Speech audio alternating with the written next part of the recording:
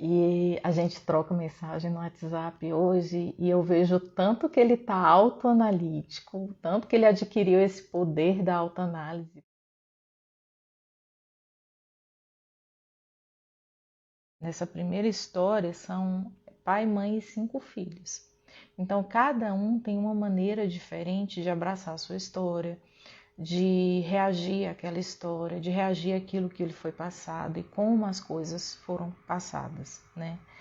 Então, quando a gente vai julgar o comportamento de alguém, eu acho que antes de qualquer coisa, como diz o Márcio Michele, a gente deveria colocar a pessoa na história dela. Eu não vou falar nomes para preservar a identidade do paciente, mas eu pedi autorização dos dois que eu trouxe. E falando mais uma vez em relação ao curso, né, de psicanálise, eles falam para a gente não se envolver, para a gente não, com o paciente, né, emocionalmente. E aí eu tenho essa coisa de se eu não me envolvo emocionalmente, eu não tenho como tratar a pessoa, né? E esse envolvimento emocional não é chorar junto com ela, não não incapacita de você tratar a pessoa. Você tem que manter ali a sua postura, né? Mesmo que você se emocione, para que você passe segurança para a pessoa que você tem capacidade de tratá-la. Mas o envolvimento emocional que eu falo é o amor. A gente precisa amar para conseguir tratar. Pelo menos essa aí é a minha visão, né? E eu amo os meus pacientes. Eu já falei isso aqui 50 mil vezes, mas eu amo, sou apaixonado por eles. Normalmente, eles têm um vínculo emocional comigo, até mesmo para gerar essa confiança de me contar as coisas, de passar as coisas e, e a gente deixar fluir a análise, né? E já apareceram pacientes que eu não gostava já, mas eles foram embora lá pela segunda sessão. Eu tive que dispensar só um, assim, porque... E eu tinha uma justificativa para isso, né? Para a pessoa também não se sentir abandonada, rejeitada. Mas isso aconteceu com 2, 3 pacientes num espaço de, há quantos anos? 13 anos de atendimento. Então, né, eu acho que estamos com saldo positivo. A primeira história eu dei o nome de Ressignificando a Autoimagem. Por quê? Porque essa pessoa, ela tinha um problema com a autoimagem dela, de autoestima, e em relação à imagem também, porque tinha uma leve deficiência, tinha um leve estrabismo, mas para ele era uma coisa gigante, era uma coisa enorme, assim. Então, é o poder que a gente tem de dimensionar coisa quando aquilo é um problema para a gente. Eu, particularmente, eu achei ele lindo, um arraso. Mas não era assim que ele se via. E hoje em dia ele já fez as pazes, vamos dizer assim, com a imagem dele. E aí eu vou contar a história e vocês vão entender mais ou menos o porquê essa dificuldade com essa imagem. Ele tinha um problema muito grande de aceitação.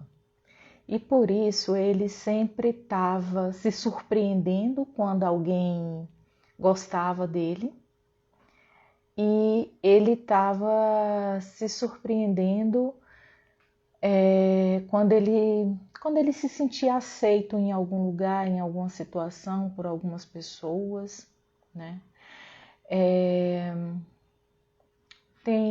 Tinha pai, mãe e a família de 5 filhos. Alguns morreram. Alguns morreram assim, acho que 2 morreu antes dele nascer, alguma coisa assim. E nessa história ele tinha uma grande dificuldade com o pai. O pai era tipo o calcanhar de Aquiles dele. Ele tinha vergonha do pai, ele procurava motivos para justificar uma raiva que ele tinha do pai. Aí ele achava o pai assim, ele é gordo, ele é baixinho, ele é feio, ele não sabe ler, sabe? Ele ficava procurando justificativas para achar não a admiração que ele tinha pelo pai dele. E a mãe era a grande deusa. A mãe, ele achava a mãe linda, ele achava a mãe maravilhosa. Então, gente, quando a gente escuta falar em complexo de Édipo na psicanálise, que a gente fala a grande paixão pela mãe, isso é uma coisa simbólica. Isso isso é uma simbologia, né? Porque aí senão as pessoas vão ficar pensando em incesto, mas não é. É só uma simbologia. E nesse caso de que você vê a mãe como a grande protetora, a grande maravilhosa da história, e o pai é o algoz, seria sim um complexo de Édipo. E caso típico, né? E normalmente assim os homens têm essa grande admiração, grande vínculo com a mãe, e as mulheres têm um grande vínculo com o pai. Não é uma regra, não é uma coisa assim até marcada, né? Uma sentença, mas normalmente é assim. E esse Édipo desse paciente foi quebrado já, né, no decorrer da análise, não no sentido dele não admirar mais a mãe. Eu acho que esse amor da mãe vai existir sempre, para sempre na vida dele. E é uma coisa muito linda assim de ver. Mas ele consegue agora enxergar os problemas que a mãe pode trazer para ele, os problemas que a mãe trouxe, como todo em qualquer família, né? Qualquer relação familiar. Ele teve uma coisa que eu achei bem determinante nessa situação dele, dessa rivalidade com o pai, né? Como a família era numerosa e não tinha quartos para todos, ele dormia no quarto dos pais e ele já viu a relação sexual dos pais. Então, para uma criança, isso é muito traumático. E o que isso acarretou para ele? Acarretou porque para a criança uma relação sexual é uma agressão, é uma coisa selvagem. Então, ele achava que o pai estava agredindo a mãe, né? E foi essa a visão que normalmente se tem quando uma criança vê uma relação sexual. E aí ele via o pai como o algoz, né? Mais tarde, quando a gente foi simbolizando e foi elaborando as coisas, ele entendeu que dentro da relação a mãe que era dominante, o pai era o quietinho, ela que chegava, dominava, ela que dava as regras, ela que dizia como era. E ela vinha fazendo isso com ele também na vida adulta, né? Tem umas coisas bem marcantes na história dele. Acho que a mais determinante, que contribuiu para essa autoimagem, né, para essa dificuldade que ele tinha com a autoimagem dele, foi que ele, aos 10 anos, ele foi alfabetizado por causa de um problema de saúde que ele teve. Então, ele veio a ser alfabetizado bem mais tarde. Então, imagina uma criança de 10, sem saber ler, junto na sala com as de 7. Então, estão ali aprendendo a ler junto. Ele sofria bullying por causa disso. Na época, talvez não dava esse nome, mas hoje em dia a gente nomeia assim. Ele veio terminar o 2º grau. A 8ª série, ele terminou com 18 anos. O 2º grau, ele veio terminar com mais de 20, quase 30 anos. E ele se formou. Ele fez faculdade, se formou com quase 50. Então, as coisas, em relação à educação, as coisas vieram para ele um pouco tardia. A questão da faculdade foi um troféu, foi assim, fogos. Eu fui até para a formatura dele. Só que psicanalista, eles não podem entrar na vida social do do paciente. Tem alguns que podem assistir e falar, você não foi no meu casamento. Gente, desculpa, eu não posso ir. Eu só fui para essa formatura porque era uma coisa simbólica para a terapia. Mas eu fiquei quietinha atrás, eu tirei foto dele, mas ele não me viu, ele me convidou, falei que estive, mostrei que eu tirei a foto, mas eu não fui lá para a família, não fui participar lá com ele. Por que a gente não pode se misturar com essa sociedade do paciente? Porque a gente, para tratar o paciente, a gente precisa do olhar dele. Eu preciso saber o que ele traz para mim.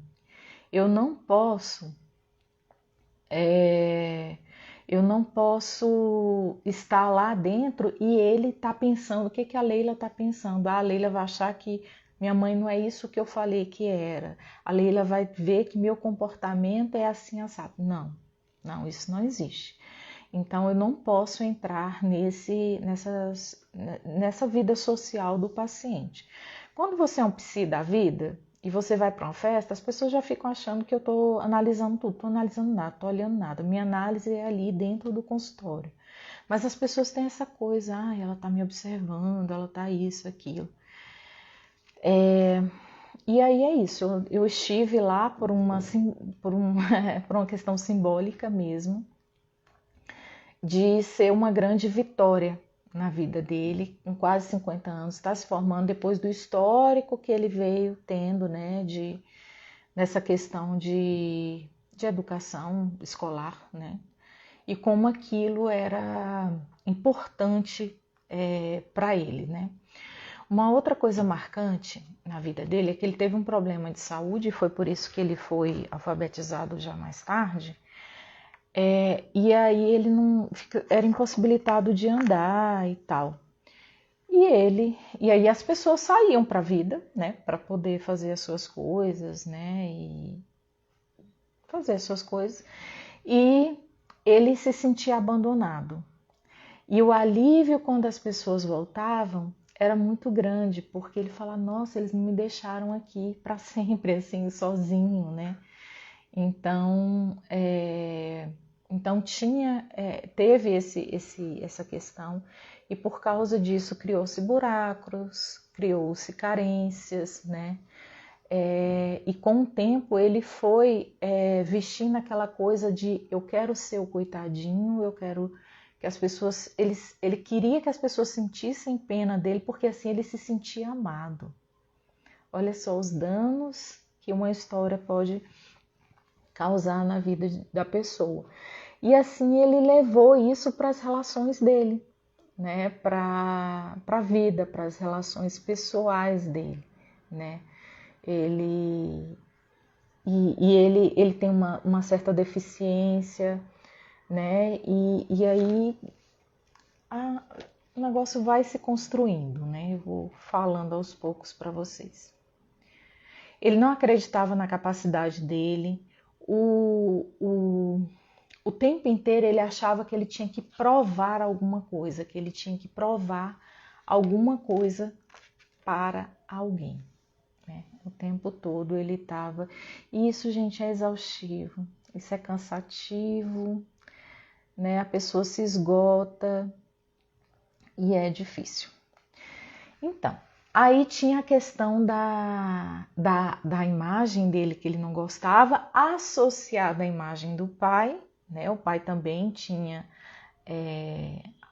não tinha o estrabismo, mas tinha leve deficiência, então eu acho que isso ele ajudou ele a desconstruir a imagem dele, né? Porque eu pareço com meu pai e eu não quero parecer com meu pai, porque eu não admiro meu pai. E aí ele foi negando tudo que ele achava que parecia com ele. Então, antigamente ele não gostava de negro, ele era gay, ele tinha ele é, gente, desculpa. Ele tinha um problema de relação com um professor que era gay também. Então, ele era negro, não gostava de negro, gay. Ele namorava com pessoas dos lábios finos e nariz afilado, porque não remetia a imagem dele, né? O que ele admirava era justamente o oposto, porque ele tinha essa dificuldade de aceitação.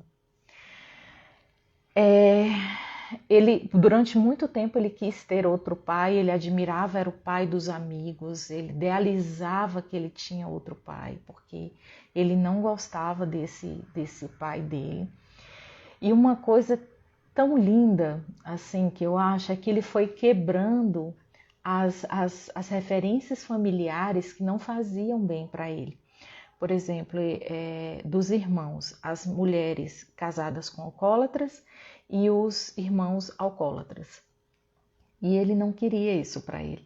Eu lembro que quando a gente começou a terapia, ele tinha uma grande dificuldade com o namorado que ele tinha, que bebia, né? Então, e aí, assim, ele já veio com essa crença de que ele estava quebrando aquilo, que ele não queria beber, que ele não queria se relacionar com quem bebia. E aí quando acontecia, porque paixão a gente não manda nessas coisas, né, amor e tal, aí ele já tinha a autoanálise dele, ele já tinha um diálogo com ele mesmo, não quero isso para mim. Gente, no consultório a gente deixa a pessoa elaborar muito as questões dela. Deixa eu só falar, na minha terapia, às vezes eu levo um sonho para minha terapeuta e à medida que eu vou falando, as minhas fichas vão caindo. E aí ela fala, nossa, é impressionante como você é prática. Você chega, abre, isso, não sei o que, mas o sonho é isso, pá, tá, tchau. Não, ela traz umas coisas dos meus sonhos que eu fico apaixonada. Eu fico, nossa, eu não consegui ver isso. Mas tem esse negócio de, ao falar, eu consigo ir elaborando. Antes, eu tive um sonho, não estou entendendo nada desse sonho e tal. Quando eu falo com ela, parece que as fichas vão caindo, a gente vai elaborando. E a base da psicanálise é essa, é o discurso livre, né? Quando o paciente vai falando e através do discurso vem as elaborações, as coisas que ele precisa saber, que ele precisa escutar, ele está se escutando, na verdade, né? Tanto é que a psicanálise tradicional, agora eu não estou usando mais divã porque eu só estou atendendo online. Atender online é bom porque eu tenho paciente até na Itália, mas nos Estados Unidos. E o online trouxe isso para mim. Mas tem essa coisa do divã, a simbologia do divã, que você fica atrás do paciente. O paciente fica deitado e você fica atrás, que é uma simbologia da não imagem, né? Ele não se distrair com a sua imagem. E o discurso livre é o grande quê da psicanálise. Mas agora o meu divã está sendo virtual mesmo. E vários pacientes já me falaram que vão querer continuar assim. É bom, mas aí tem os seus lados negativos também. Então, voltando à história, ele quebrou esses referenciais negativos no caso do alcoolismo e ele quebrou também na questão na família dele ninguém estudou. Eles davam muito valor ao trabalho, né? Tem que trabalhar, tem que ganhar dinheiro, mas ninguém teve essa vontade que ele tinha do estudo, então ele quebrou isso também, né? E ele não se sentiu até muito valorizado, ele acha que a mãe valorizou a questão dele ter formado e tal, mas nem todos valorizaram isso, e eu questiono um pouco essa valorização da mãe. Por quê? Porque o pai, faleceu quando ele tinha 20 e poucos anos. E ele ocupou esse lugar do pai, né? Ele se colocou nesse lugar do pai. Então a mãe se tornou uma pessoa completamente dependente dele.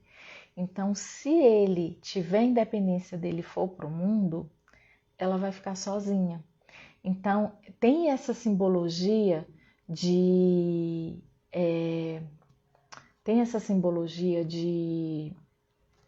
do da dependência financeira dele, né? E a independência de estudo, que traria uma vida melhor, que traria empregos melhores e tal, dele largar ela, né? E é lindo a forma como ele cuida dela, é lindo a relação dos dois, assim. Mas tem a coisa de ser nocivo, assim, tem a coisa dele não viver e dele viver em função dela. E a gente até chegou a um ponto da terapia que eu falei para ele que, não, que ele falou, não foi nem eu, foi ele falou que quando ele olhasse para trás ele ia ver a vida do pai construída, porque ele se colocou no lugar do pai e não a vida dele, né? Então é isso, gente, é essa lindeza. E aí, o que que a gente viu na evolução? Deixa eu falar para vocês que nem é mais meu paciente, tá? Assim, uma pessoa que não precisa mais de terapia.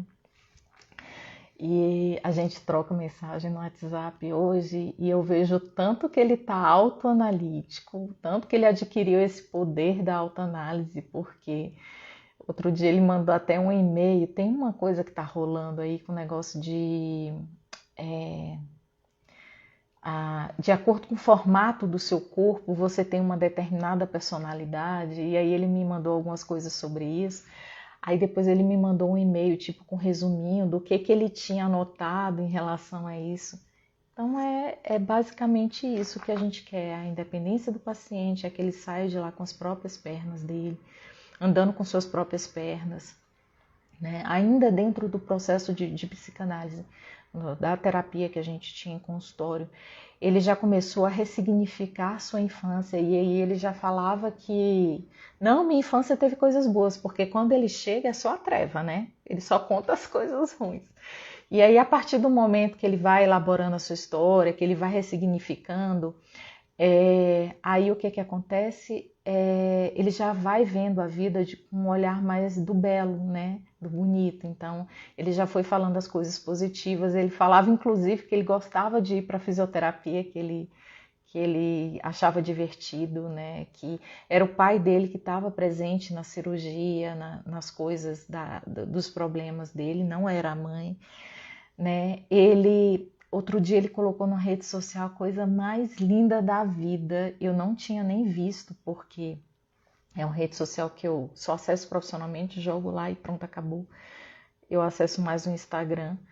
E aí ele colocou uma foto dele com o pai dele, assim, sabe aquela alegria, aquele riso. E aí eu vi como o pai dele é parecido com ele, como eles se parecem, e ele pequeno, montando em cima do pai, o pai rindo, ele rindo, assim, uma alegria sem fim. E ele colocou isso, quer dizer, ele ressignificou o pai na vida dele, né? Ele já vinha até de uma terapia e antes da gente começar, acho que foi nas primeiras sessões, ele falou que tinha vontade de abraçar o pai dele. Ele já vinha ressignificando esse pai. A gente só foi amarrando as coisas dentro da nossa terapia. E interessante é que ele já vinha de outra terapia, aí ele fez com um amigo meu, aí esse amigo não estava atendendo, passou para mim.